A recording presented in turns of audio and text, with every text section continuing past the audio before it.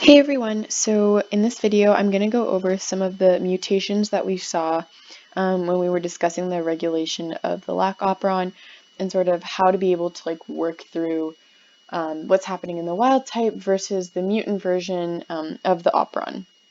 So I already posted a video about the overview of the Lac Operon, so if anything in this is at all confusing, I would really recommend to go watch that because it'll explain a lot about what actually happens, like how things are controlled and regulated in the Lac Operon. So in this video, I'm going to go through some of the mutations. So in the previous video, I did one mutation. I talked about what would happen if I removed the operator. So I'm just going to go through that one more time. But let's imagine that there was some mutation that made the operator dysfunctional. So nothing can bind to it in the mutant. So in the mutant, operator not functional. Okay, great. So now we're going to ask ourselves, so this is sort of what's happening. Okay, and now we're going to ask ourselves what happens in the wild type. Oh, also I should probably say what their lactose. So let's say that lactose is present. Okay, so normally in the wild type, we make lac-I and lactose binds to it, and then it can no longer bind the operator, and so we have let's say high transcription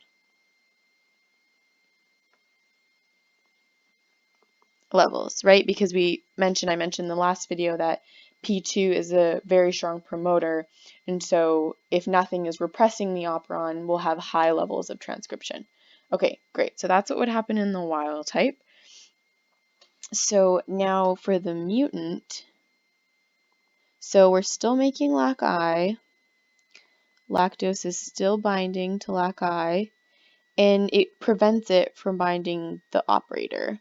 And so now in the mutant version, our operator actually can't be bound to, but it doesn't really matter here because lactose is binding lac-I, so it's preventing it from binding the operator.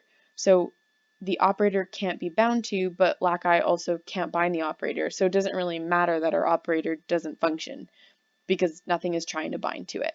So we'll still have high transcription levels. So things are basically like the same in both cases. So that's sort of how we would work through that. So I'm going to erase this, and then we can work through the next example. Okay, so in the next one, I should erase this. In the next one, I'm going to destroy promoter 1. So I'm going to say in the mutant, our promoter 1 is not functional. Okay, so that's sort of our condition. And I'm going to say that lactose is absent. Okay, so normally, again, this will be sort of the same thing over and over again, but in the wild type, we make lac-I. There's no lactose in this case, so nothing binds lac-I. So lac-I will bind the operator, and we'll have low levels of transcription in this case. Okay, but now in our mutant, we actually can't make lac-I because there's no promoter. So polymerase won't be able to find a promoter. It won't be able to basically read the gene because it doesn't know where to start for that gene. So we won't make lac-I. So that means no binding to the operator.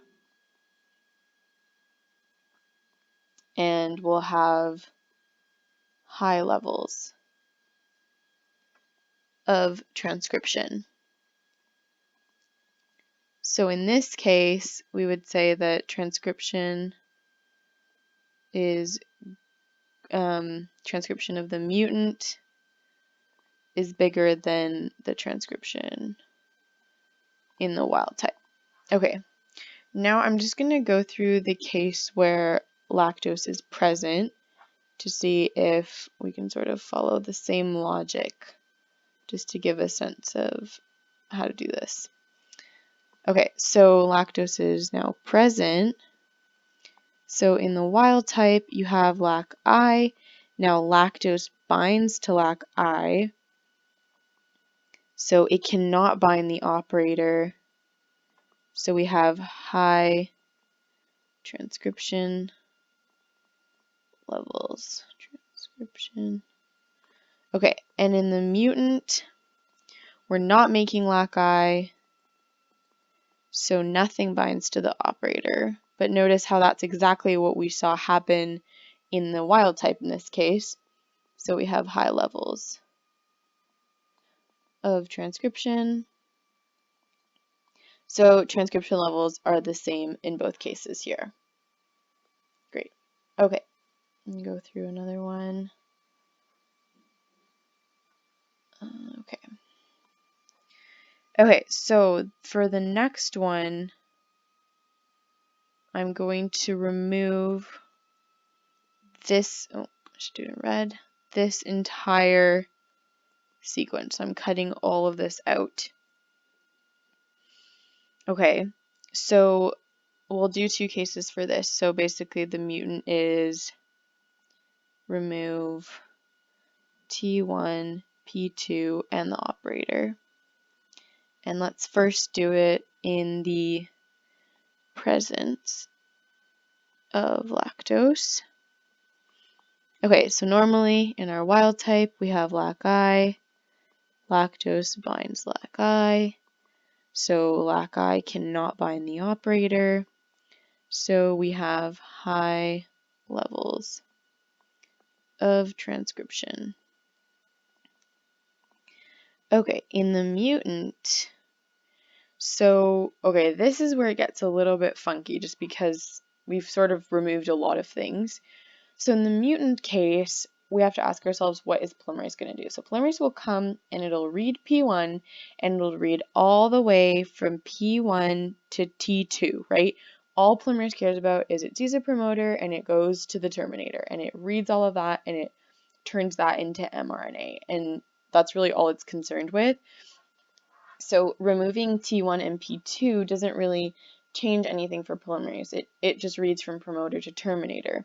So in the mutant, we're going to read P1 to T2, which means we're still making lac I, and we're still making lac Z and lac Y, but now we have to ask ourselves, are these levels of lac Z and lac Y the same as they were in the wild type? And so in this case, we would say no. So actually, because of the strength of the two promoters, the levels aren't the same. So normally, the levels of lac Z and lac Y are controlled by promoter 2. And we talked about how it's a very strong promoter, so the levels of lac Z and lac Y are actually quite high. But in the case where we remove promoter 2 and we're now using promoter 1 to control lac Z and lac Y's transcription, we'll have actually decreased levels of transcription because promoter 1 is not as strong, which means that polymerase will not be binding as often as it was binding P2, and so lac Z and lac Y will not be read as often. So we won't get as many mRNA transcripts in the same amount of time. So we're effectively making less lac Z and lac Y. Okay, now I'm going to go through what would happen in the absence of lactose, just to finish up. Okay, so in the absence of lactose, so in the wild type, lac I, so lactose isn't there to bind lac I, so lac I will bind the operator, so it'll prevent transcription, so we'll have low levels, basically basal levels of transcription. Okay, now in the mutant, well, we already kind of know what's going on. There's no operator, so lac I can't bind the operator. So really we're just asking ourselves, what are the levels of lac Z and lac Y if we're using promoter 1 instead of promoter 2? So in this case, promoter 1 is weaker than promoter 2, but in the wild type, we have a repressor, so we're actually really weakening promoter 2. So